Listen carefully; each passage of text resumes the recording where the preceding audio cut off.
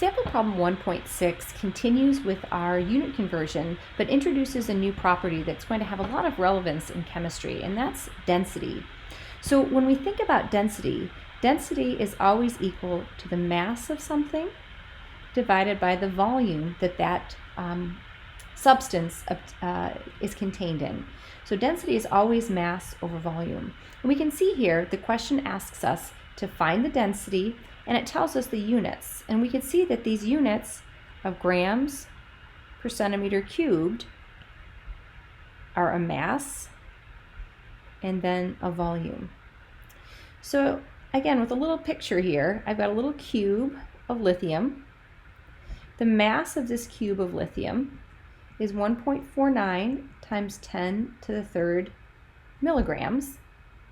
And it tells me that the size of this cube is such that we've got 20.9 millimeters, we've got 11.1 millimeters, and then we've got 11.9 millimeters.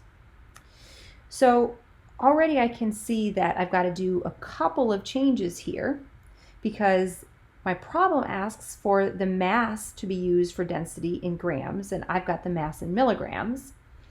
And I need to figure out volume in cubic centimeters, and if I multiplied length by width times height here, I would just get volume in cubic millimeters. So a couple of ways that we can kind of tackle this is we could first convert all of the length, width, and height into centimeters, and then we could multiply those together. Or I'm going to show you an easier way that's really only one unit conversion step rather than three. So let's tackle our mass first because that's the simpler one. We know that we've got 1.49 times 10 to the third milligrams.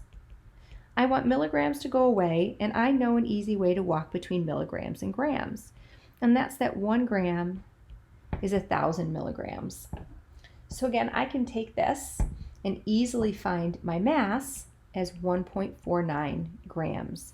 And now the units that I want for my density are correct. I have it as grams. So for my volume, again, volume is going to be length times width times height. And I'm going to go ahead and do that right away with the units that were given. So I've got 11.9 millimeters times 20.9 millimeters times 11.1 millimeters.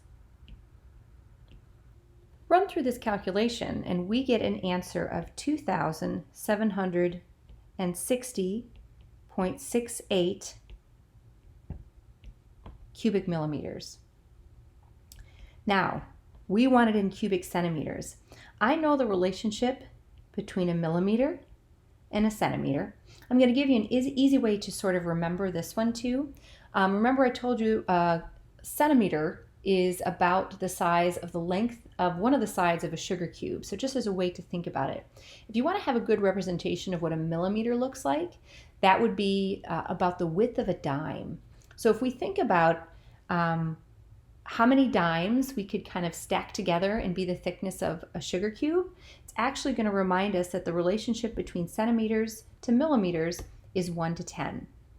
Now, one of the very important things to sort of highlight here is that I need my units to cancel as millimeters cubed, but this relationship is only 1 millimeter. So if I wanted, I could actually rewrite this 1/10 3 times, or I could just cube it. So that gets us our correct units, but we also have to make sure that we also have 10 times 10 times 10 in the denominator. So really we're going to be dividing this number by 1,000, and that gets our final answer to be 2.76 cubic centimeters. Well, this isn't our final answer. What we need to do is put both of these pieces together, because remember, density is the relationship and the ratio between mass to volume.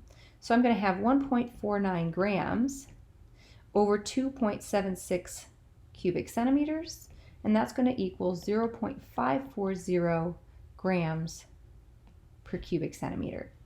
And as I've highlighted, once we start doing more and more problems where there's going to be a lot of work, same for you when you turn in exams or quizzes, always box your answer for me or circle it some way to identify that this is the answer for the problem, and then the rest of it is just work. So again, to highlight, if you wanted, you could take the length times width times height, and you could first convert these millimeters into cubic centimeters using this same centimeter to millimeter conversion, and then do length times width times height. But in that case, you'd be doing 3 separate unit conversions rather than just the one that we have here. Either one is correct. Use whichever one makes the most sense for you.